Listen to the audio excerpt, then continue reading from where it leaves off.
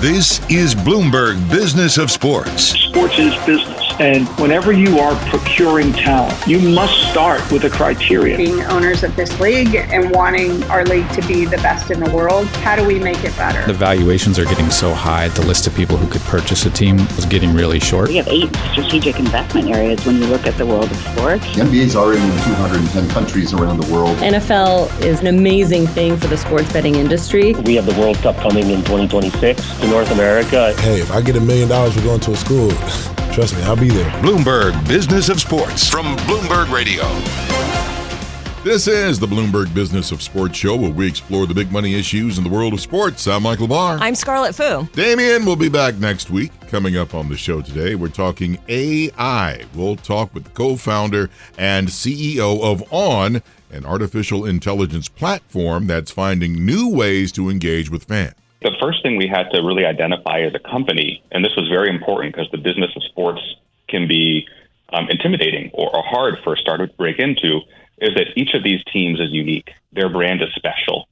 Whether you're a new team on the block, a recently developed team, a smaller team, or somebody like the Yankees, one of our clients, the brand has been crafted. We'll also check in with former NFL pro and friend of the show, Joe Theismann, as we inch closer and closer to the big game. Right now, there's a menu of things you can and cannot challenge. Right. I think they ought to throw the menu out, start over, and do exactly what you need to do. Allow the opportunity to correct the egregious errors that we've seen.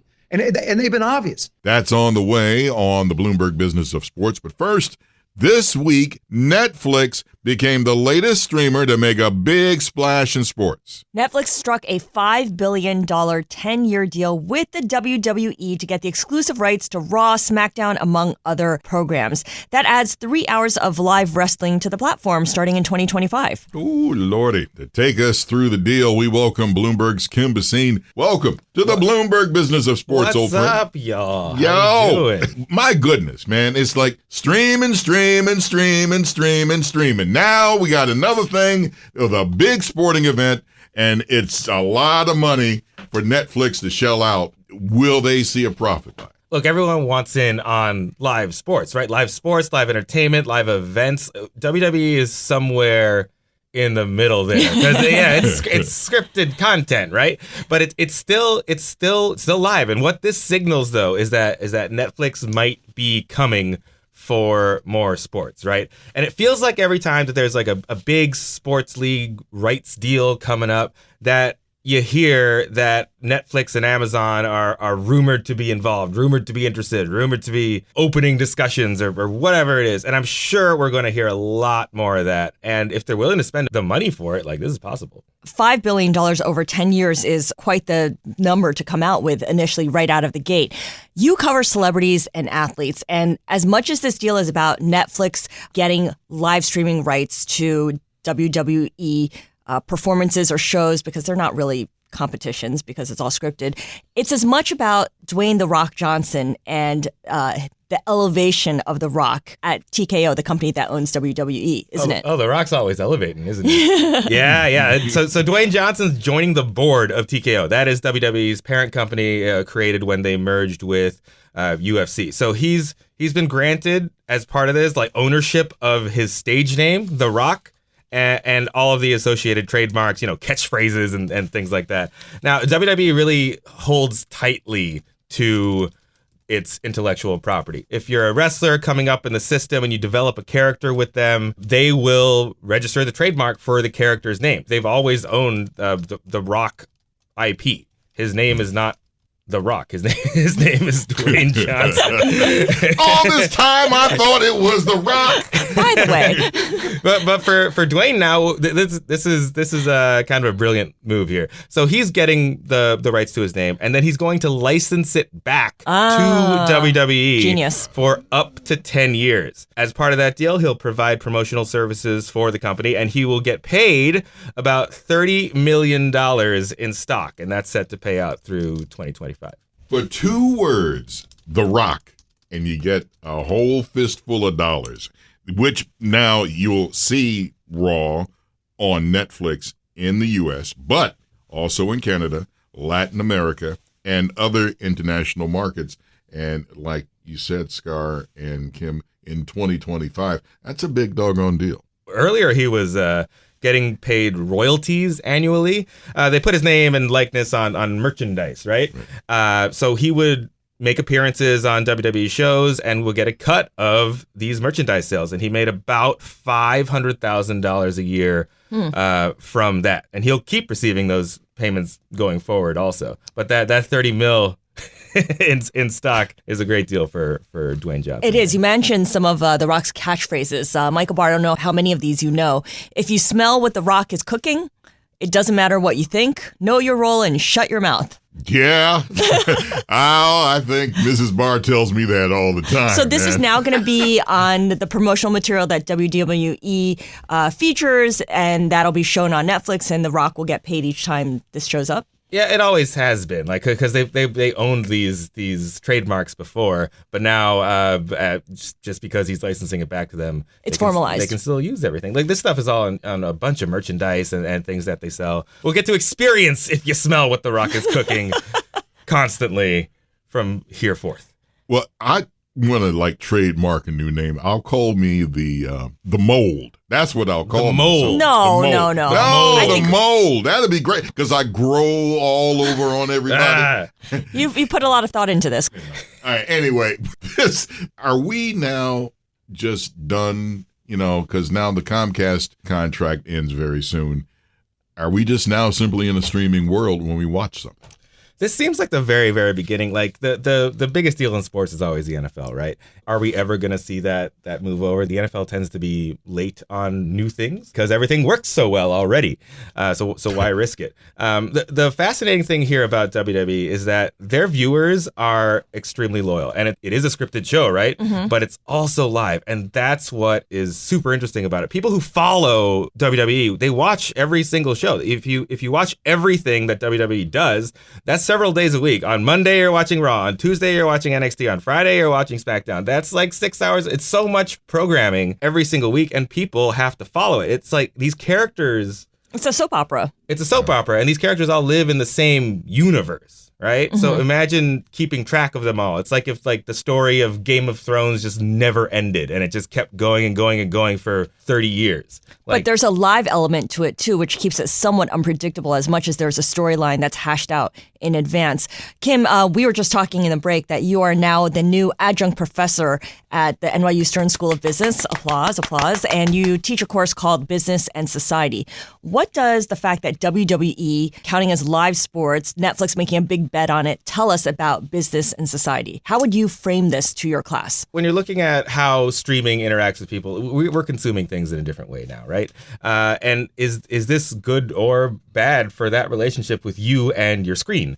I'm not entirely sure how what the answer to that is, but the questions you want to ask are, as we find different ways to consume things and as things are pushed in front of us, what is the consequence of watching these shows so deeply and intensely, right? Like we just said, there's so much programming every single week. You're bombarded with so many different things in so many different categories. It's sports and movies and shows. And if you go on a Netflix right now and just scroll through the thing, there's no way you could watch everything. You have to make a decision. And then you commit to 5 seasons of some show that you haven't had, and then you're sitting there watching it. So those are the questions we need to be asking. Even with a live event like this, because it's episodic, like you're watching it just all the time. Comcast, cable in general, I know they're thinking, oh man, we've lost another one. And it keeps going and it keeps going. I remember when free TV was like, no, there's no way in the world someone's going to pay to watch television. And then not only that, then we get satellite dishes and all this and going on. One day, it's going to come down to so many streaming services. I wonder if it's going to go back to a bundle. So you're not paying 16 different companies $9.99 a month. Yeah, the history of media is about bundling and unbundling and bundling again. Yeah. One question I have for you when it comes to live sports, and again, WWE may or may not be live sports, commercial breaks are built into it, right? Like people don't perform all the way straight through for an hour. And I would assume that that's the case with live wrestling as well. Does that mean that WWE will only be available to Netflix subscribers through the ad tier. That even if you pay up for the premium tier, you're going to have to sit through commercials to watch WWE. Let's do some wrestling nerd stuff right now. Okay, please. So, do you know what happens during a commercial in WWE? No, but we don't watch. Do you watch? My oldest son, loves it, but I am not. I go back to Bobo Brazil and look that up, folks. On Google. Yeah. You know how old that is, yeah. So, like, in the arena, if there's a commercial going on, there's still wrestling. Like, stuff is still happening live. They've organized something to fill that time. That'll normally be like a very long headlock, you know? So you just... They're resting, all right? if you're doing intense physical activity for like 20 minutes, you need to rest in the middle of it, and that's when they do it. There's still very stuff long going headlock. on. Okay. Yeah. So that's still they're gonna integrate that more without ads, like on Netflix. So that dead time normally, they will have to continue to produce. But the people who are watching it while going, the people who are watching through Netflix's ad tier will get the commercials rather than the very long headlock. But they've always done that. Like in the arena, the wrestler will come out to his music, come down to the ring, start like firing up the fans and everything, and a commercial break, and then they stand there for 2 minutes until the end of the break. The lights come back on, and he's back at it with the crowd. Interesting. Oh, man. We should explain, too. Now, if you are already a Netflix subscriber, I don't think you have to pay extra for this, do you? I don't think so. No, it's an all-in-one price, right? I mean, you can access everything unless they decide to add premium tiers, but that's not what's happening right now. It's just that the advertising tier works really well if Netflix is going to get into sports in a big way. Like on Peacock, the entire WWE archive is over on NBC Universal's Peacock service. Mm-hmm. And that's where they house all the entire catalog of wrestling stuff, which is thousands and thousands of days worth of fun and enjoyment and headlocks. Going all the way back like 50 years. Yeah. It's Gorgeous George. That's another. I'm telling you, I'm making some old references here. Kim Bhasin of Bloomberg News. You are the man. You cover celebrities and athletes. Thank you so much for joining us. We appreciate it. Coming up, we turn to AI in sports. The co-founder and CEO of On, Alex Beckman. That's straight ahead on the Bloomberg Business of Sports from Bloomberg Radio around the world.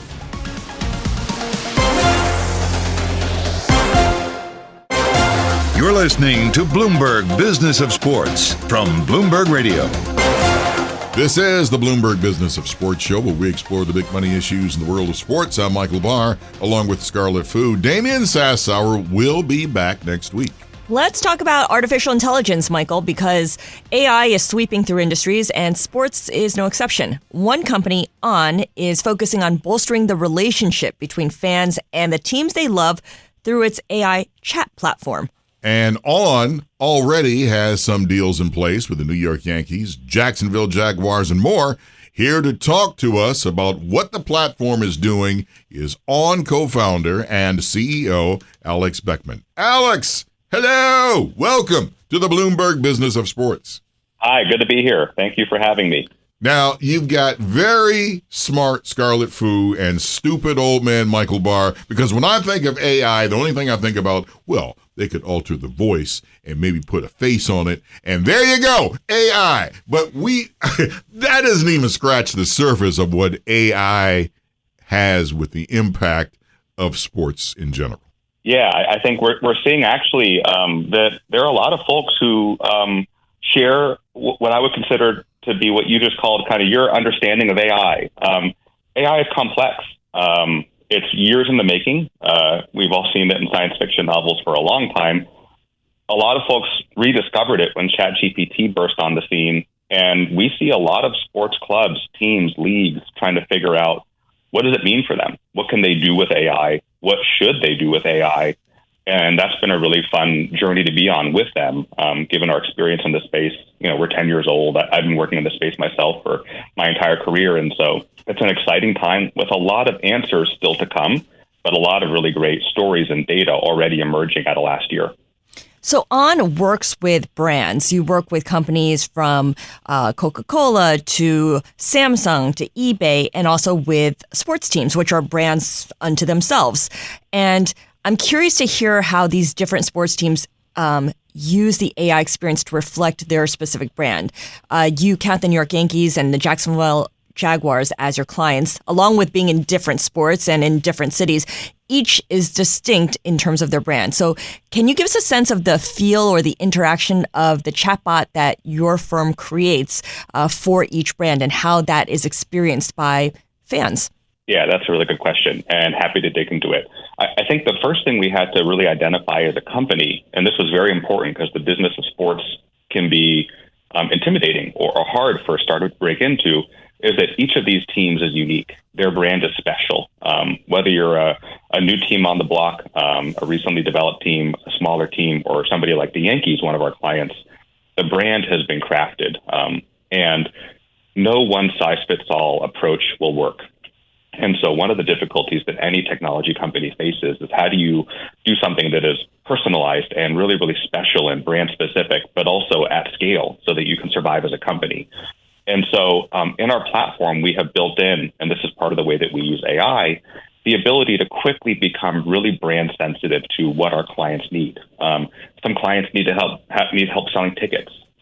And we have really great ticket intelligence and business intelligence around tickets that we can use AI to bring to the fore, to let the people that need to know at the organization know data that would be hard to know without us, so they can make really good decisions. And the chatbots behave automatically. They're 24/7, 365, always on, which is also how fans are. I imagine that, I woke up the other morning at 5:30 and saw that Ertz had been picked up by the Lions and instantly wanted to go look into what's going on there, what happened, what was the story. And that's an important place to be able to engage with your fans and really pick up that information and deliver it to them. Those are different types of examples. Yeah, when we got Ertz, I was looking into that too. It's like, okay, what happened here? Right. Yeah, it's right. And that's the thing about AI. I think the concept again, and it is way more complex than what we think. But what it comes down to, and this is why you are providing your product to the sports teams, is simply generating revenue, and it's something you touched off on earlier. Can you go more into that? Yeah, picking up on the Ertz example and then expanding into some others, sports fans are really, really demanding, and they should be, right? As ticket prices go up, as we have to buy more and more services to watch the games. I think it's fair for every sports fan to expect a lot, and sports ownership is getting harder and harder. It's harder to buy in. The teams are getting more expensive. Yeah, staying competitive every year, and so we have two very demanding audiences, and so. When I see that, I think there's an opportunity to solve a problem. How do you make both sides happy? Very hard, but if you can do it, very lucrative. AI comes into play kind of like this. Some fans wake up in the morning and want to know everything about Ertz and the rules around how many players a team can pick up in the postseason and all of those things. And some fans wake up and they just want to be ready to go to work and not sound dumb. They want to be water cooler ready. What's really hard for any company to do, especially a sports team that's got so many different business models, they need to feel the competitive product on the field or on the court, and also do all the other business aspects of running a stadium and selling tickets, et cetera, is stay competitive in that media landscape, that 24/7, 365 connected content world. And in the past, Facebook and Twitter, Meta and X have done this for them.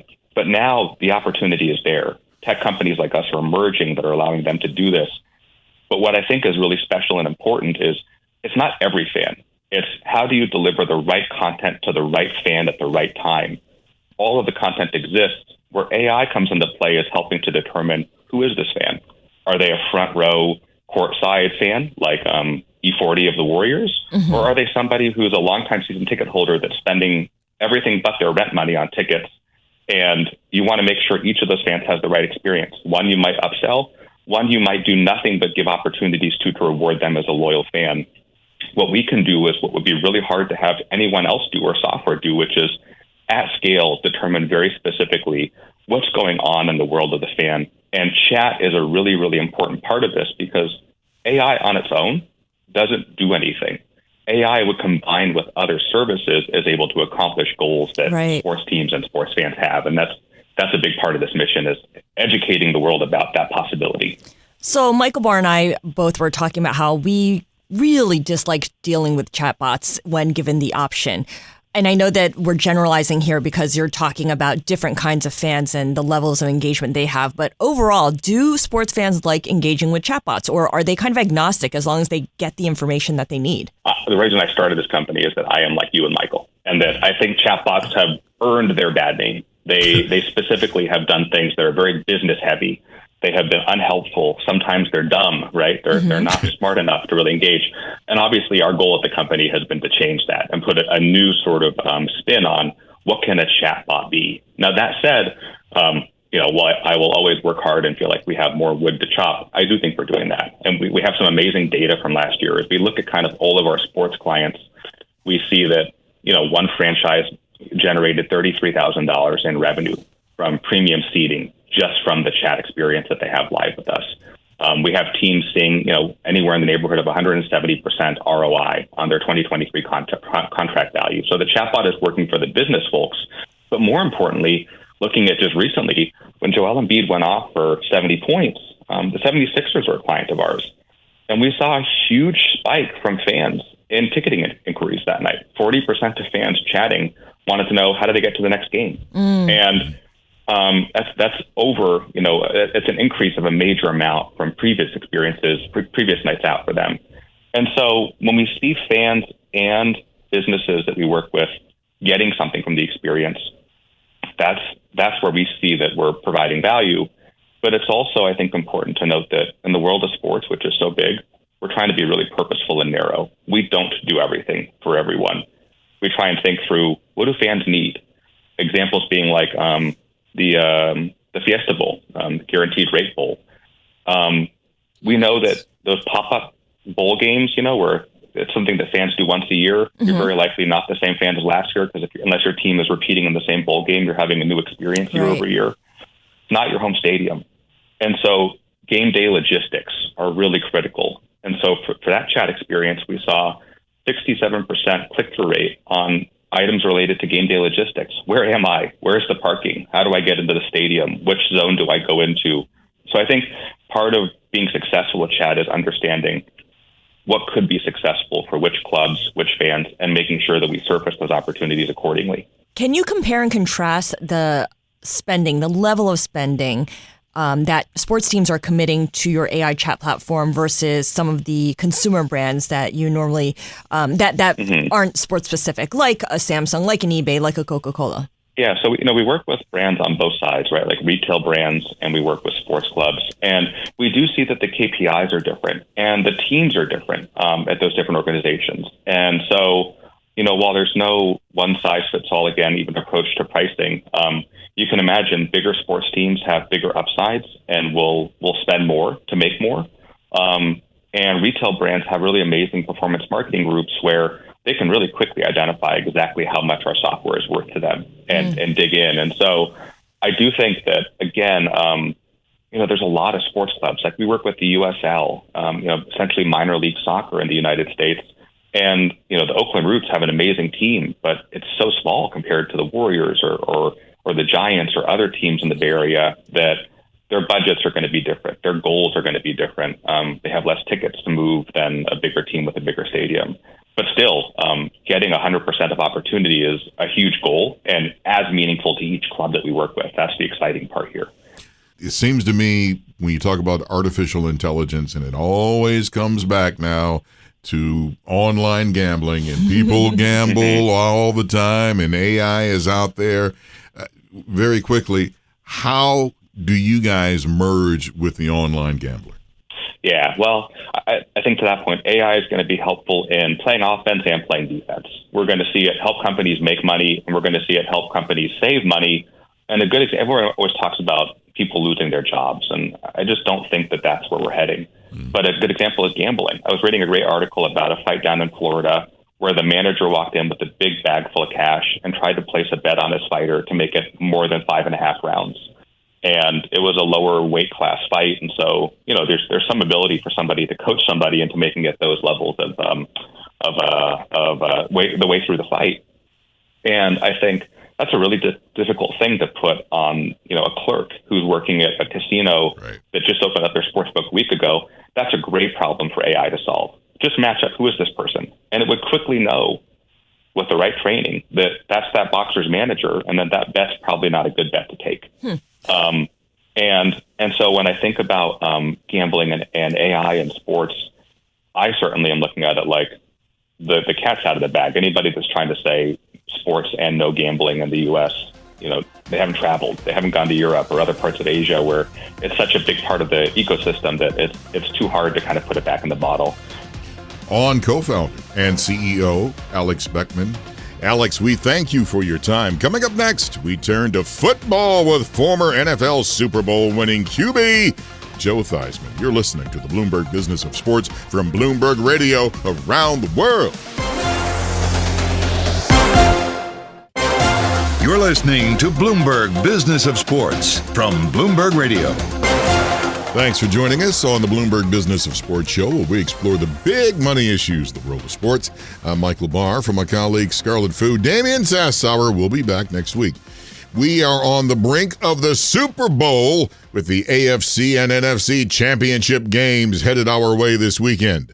Earlier in the week, former NFL MVP and Super Bowl champion quarterback Joe Theismann joined my colleagues Tom Keene, Paul Sweeney, and me on Bloomberg Surveillance on Bloomberg Radio. We got Joe's thoughts on this weekend's games, how he thinks NIL is shaping college football, and more. Let's listen to a portion of that conversation now, starting with his career beginnings and how his origin story in football is similar to another legendary QB, Tom Brady.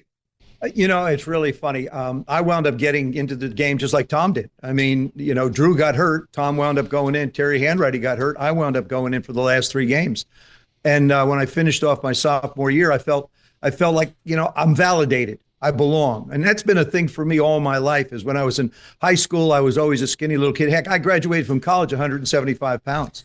Never played heavier in the National Football League than 185 for 15 years of professional football. So it's always been that little guy who couldn't do it. And it's always been a motivator for me. But when I stepped out on the football field, I think you have to believe in yourself. You can tell Joe Theismann, there's none of this Ozempic garbage. No. He's just cut and chiseled. Yeah, he's 59 years old and he's cut and chiseled. Paul. Hey, Joe, yeah, Tom has no respect for us New Jersey people. I'm from Trenton, and he's all over me all the time. But South River High School, that's near East Brunswick, New Jersey, for the folks listening. Right. Great part of the state.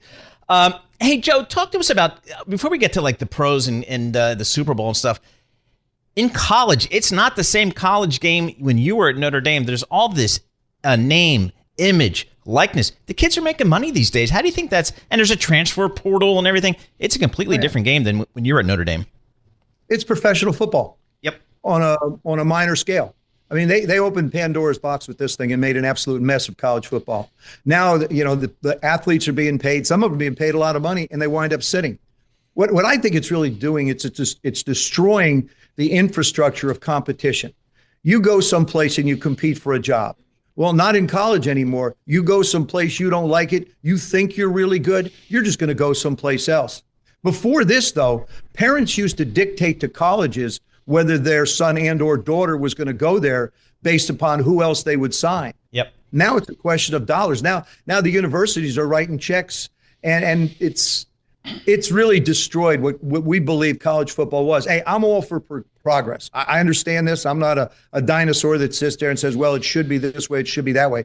I'm willing to accept whatever's out there. But what they're doing right now is basically destroyed college football. How would you like to be a coach today trying to recruit somebody? I can't imagine. I don't know how they do it. I can't either. Yeah.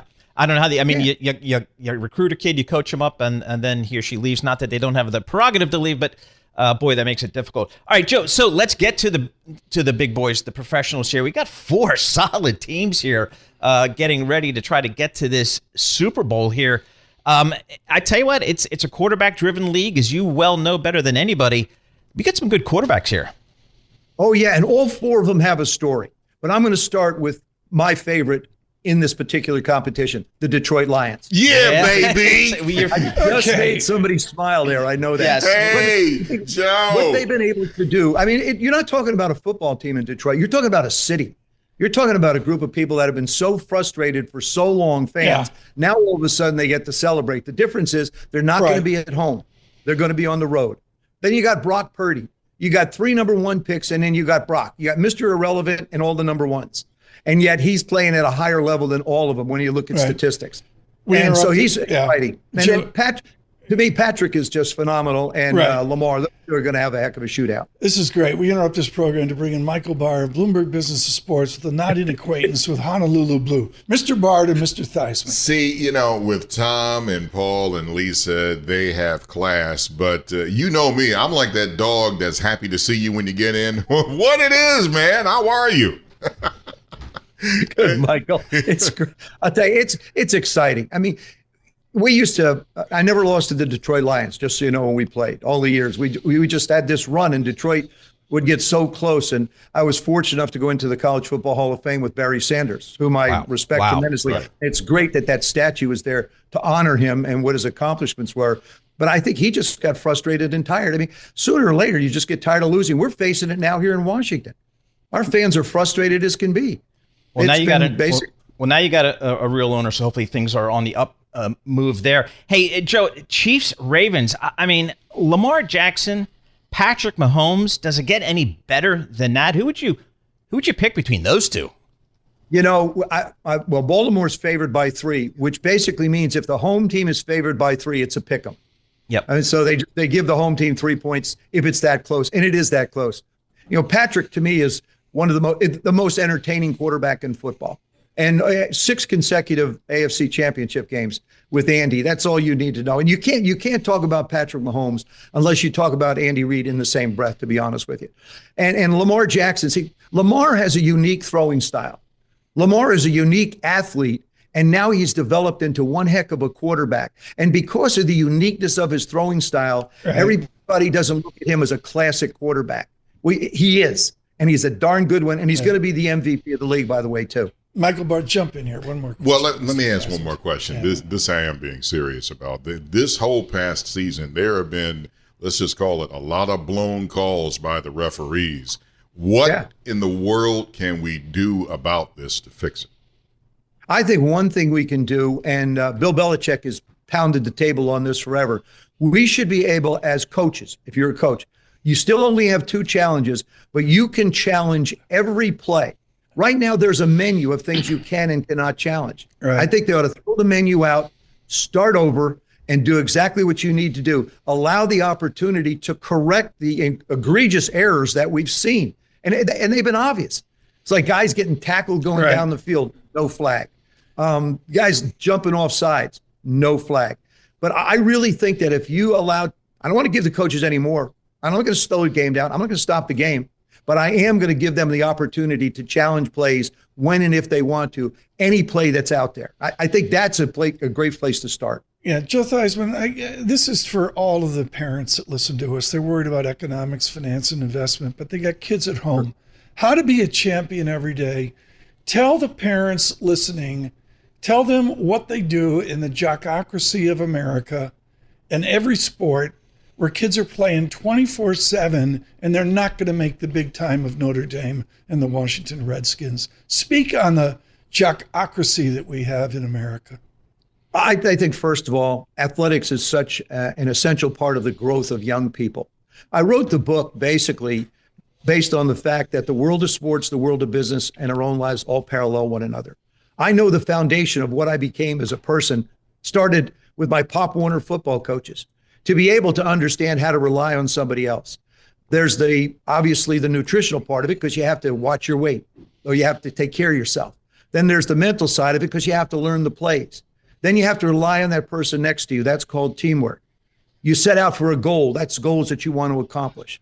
The coaches will teach them the right kind of attitude to be able to care about one another and also care about the opponent. And we've made great strides in youth athletics as far as protection goes. I see one state in particular is trying to outlaw tackle football. To me, you learn so much about life, being part of that team, being part of that group, understanding how to deal with defeat as well as victory. I mean, there's so many different elements of youth athletics that is so important. And sure, we have concerns about young people getting hurt. And I recommend this to those that are involved in soccer and or football, the two that sports, and really I think Right. softball is another one that people don't talk about, is every young person should get a baseline. When you start playing football and they start playing tackle football, do a baseline to make sure that there isn't some type of a susceptibility to injury, to head injuries. So at least give them a foundation to work from. If something does happen, you go look at it. Hey, Joe, before we let you go, we're all getting geared up for this big playoff weekend, but it's also the time of year where coaches are flying around all over the place. And this year, boy, Bill Belichick, where would the all-time great coach, where do you think he's going to end up? I don't know anything. People will say I do, but I don't. Bill would still be in New England if his quarterback had a chance to play decent football. Poor Mac Jones. Mac looked scared. Yep. I mean, he literally looked scared half the time. Joe Theismann, we've got 30 seconds left. Obviously, your Super Bowl pick, please, sir. I like San Francisco and the Ravens to be in the Super Bowl. Okay. And I think Lamar Jackson is an MVP, and I think he'll carry the Baltimore Ravens to a championship. He didn't say the Lions. Next time, Rich, shorten this down. Just truncate this down. You know what? The Lions were at home. I might think differently. Good. Joe Theismann, thank you so much. Michael Barr, Paul Sweeney, and Tom Keene, Lisa Mateo, with truly one of America's most important people. There's so many other ways to go with Joe Theismann, but his book is spiritual about people that, in his path just made him stop and think before he moved ahead. Yeah, I mean, he's had obviously a world-class career coming from the great state of New Jersey, going to Notre Dame, and then obviously the Washington Redskins and all the success he's had on and off the field. That's a portion of the conversation former NFL MVP and Super Bowl champion QB Joe Theismann had with me and my colleagues Tom Keene and Paul Sweeney. That was on Bloomberg Surveillance, which you can catch every weekday morning starting at 7 a.m. Eastern on Bloomberg Radio and streaming live on YouTube. Staying with football, another big splash in the coaching ranks. Jim Harbaugh is back in the NFL. Hired as head coach of the Los Angeles Chargers. He leaves Michigan after the school won the national championship a few weeks ago. Here's Harbaugh with reporters not long after that big win, talking about what he hopes his legacy at Michigan will be. Someday when they throw dirt over top of me, if somebody who's eulogizing me who was on this team or one of my teammates, when I was playing at Michigan, if they would simply say he was a Michigan man, that would mean everything. Jim Harbaugh there following his big win at Michigan. He leaves the college ranks on top. And that does it for this week's edition of the Bloomberg Business of Sports. We are here each and every week at the same time, plus on demand on the Bloomberg Business of Sports podcast. Subscribe now on Apple, Spotify, or anywhere else you get your podcasts. I'm Michael Barr for my colleagues Scarlet and Damian Sassower.